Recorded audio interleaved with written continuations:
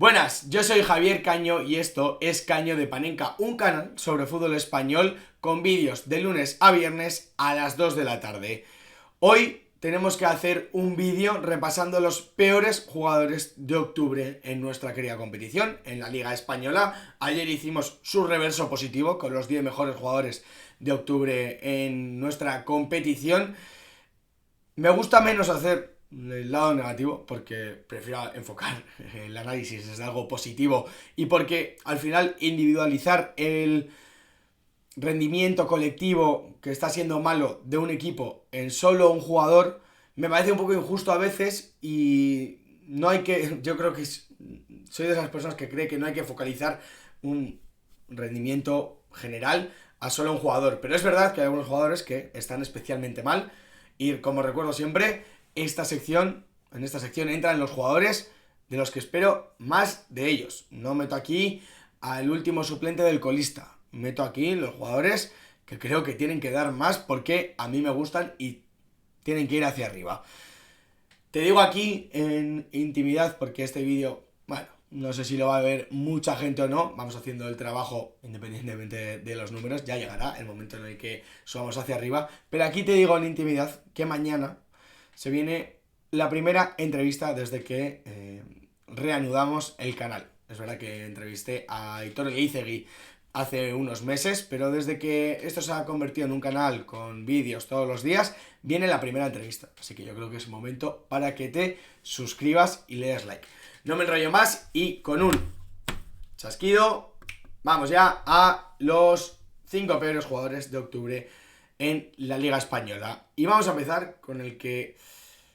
probablemente sea el mejor jugador de los 5 y el que peor ha rendido, que es Ollán Sáncet.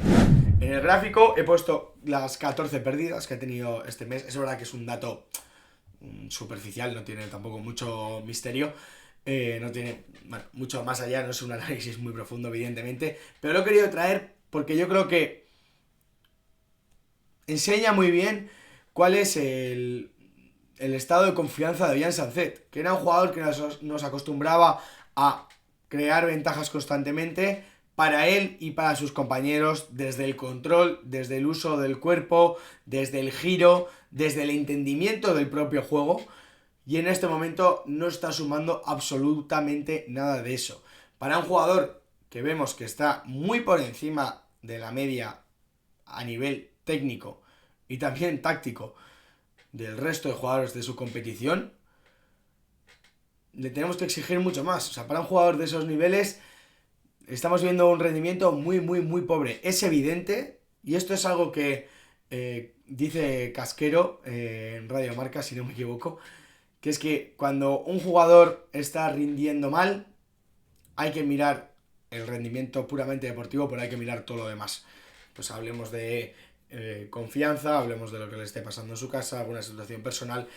Y yo entiendo que a Ollán Sáncet tiene que estar pasándole algo así, porque si no, no tiene mucho sentido el bajón de nivel, porque es un jugador súper élite y está siendo un jugador muy mediocre. Creo que el partido contra el Getafe o contra el Elche, esos dos partidos son muy ilustrativos del momento en el que está Ollán Sáncet, en el sentido de momentos en los que tu equipo necesita transitar, necesita que aportes un buen control, tomar una buena decisión, quitarte una marca, y estuvo muy impreciso y no fue ninguna ayuda para sus compañeros. Es un poco, para mí, triste traerle porque es un jugador que me encanta y yo creo que es un show para todo aquel que le ve, pero Ollán Sáncet tenía que estar en este ranking, como también tiene que estar Javi Guerra del Valencia. Decía Miguel Quintana que en un tuit que Javi Guerra para él es el termómetro del Valencia. Con esto quiere decir que cuando Javi Guerra está mal, el Valencia está mal, o al revés, que cuando el Valencia está mal, Javi Guerra está mal también. Así que nos podemos fijar en este jugador para ver cómo está el conjunto Che.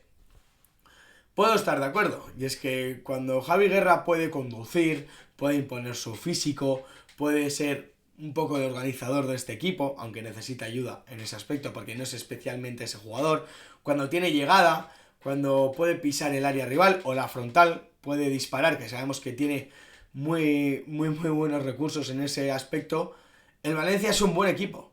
pero es que llevan un par de meses en el que Javi Guerra no está haciendo absolutamente nada de esto, por su culpa y por la culpa del equipo, porque no le están ayudando nada a transitar, no le están ayudando nada a tener salidas cuando conduce o cuando lo intenta, pero él tampoco está especialmente preciso, tampoco se está imponiendo, y en un año en el que tenía que ser líder del Valencia Club de Fútbol, se está quedando muy corto, y eso es evidente cuando vemos los partidos del Valencia. Había que traerle, el Valencia ha hecho un punto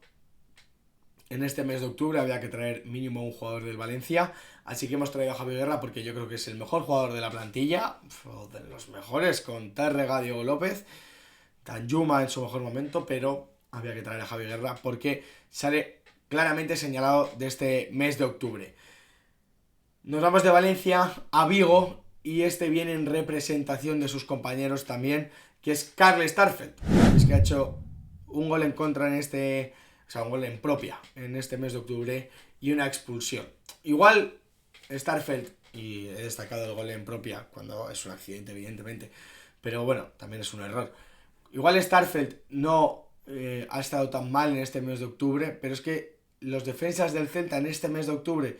y en general durante toda la liga están siendo flojos. Les estamos viendo errores tontos, les estamos viendo que no se imponen, que a campo abierto es evidente que es más difícil y el Celta tampoco da un contexto para sus centrales súper cómodo, pero son tres y ahí tendrían que estar un poco más cómodos. No sé, a mí me están dejando bastante que desear. En el caso específico del sueco, es un jugador con mucha experiencia y que en un momento en el que el Celta venía empatando todos los partidos de la liga, estaba por delante contra la Real Sociedad y en un córner, por un pique tonto, se autoexpulsa haciendo una acción un poco de Benjamín. A mí me ha dejado bastante que desear esa acción, o me dejó bastante que desear esa acción, porque creo que es un error, como ya he dicho, de Benjamín, y creo que Starfelt no está para eso, pero por ejemplo el otro día contra Rubén García sufrieron bastante también los jugadores del Celta, no se están imponiendo los centrales y viene un poco en representación de la defensa del Celta, pero Carl Starfelt creo que ha hecho un mes por debajo de lo que hay que exigirle a un central de su experiencia. Quien también tiene mucha experiencia y dejó una acción terrible contra el Celta, concretamente, es Clément Lenglet, que le traigo aquí, no en representación de sus compañeros, este sí que es por su rendimiento específicamente y puramente individual, y es esa acción en Vigo que teniendo amarilla y con el equipo desordenado se juega un recorte, no le sale, se la quitan y tiene que agarrar al rival porque va a salir a la contra y evidentemente le muestran la segunda amarilla y con ello la expulsión y con ello un partido en el que el Atlético de Madrid estaba controlando muchas cosas, pasó a estar en inferioridad y por ello recibir un gol, pues la acción es tan mala que había que traerla aquí. O sea, es tan de Benjamín, ya sé que he utilizado este recurso con Carl Starfelt, pero es verdad. Tú al final, de un jugador con experiencia, lo que esperas es que cuando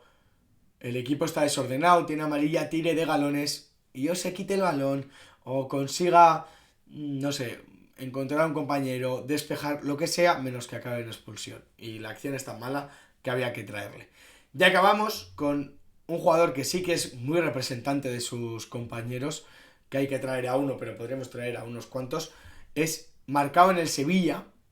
porque creo que los centrales del Sevilla están siendo un elemento anticompetitivo para el club hispalense. O sea, marcado en lo individual, está dejando en todos los partidos alguna acción, ya sea una pérdida, un medir mal, un despeje poco contundente, sufrir a la espalda, que eso no lo va a corregir nunca, porque vemos el físico que tiene y ya la edad también, pero está dejando alguna acción en la que sale retratado, pero si no es él, es uno de sus compañeros. Es verdad que es un partido, el último del Sevilla, en el que Nianzú comete un error en un penalti muy grave que va tarde. El propio Marcao tiene alguna pérdida muy importante, pero bueno, eso es en noviembre. Pero es que en octubre contra la Real Sociedad también dejan acciones de poca contundencia y un partido en el que tendría que haber sido un empate evidente, al final el Sevilla se va perdiendo por errores de sus centrales. Ha sido un mal mes del Sevilla más allá de la victoria del Barça, en el que se le ven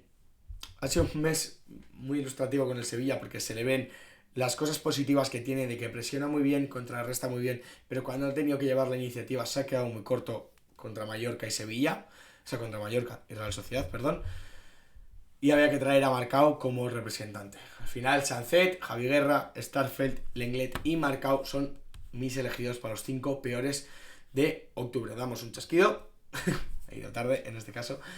Pero, oye, si te ha gustado este vídeo, si tienes otra opinión, si crees que no debería haber entrado alguno de estos jugadores, suscríbete, dale like, déjamelo en comentarios, tienes mis redes sociales en la cajita de comentarios. Y oye,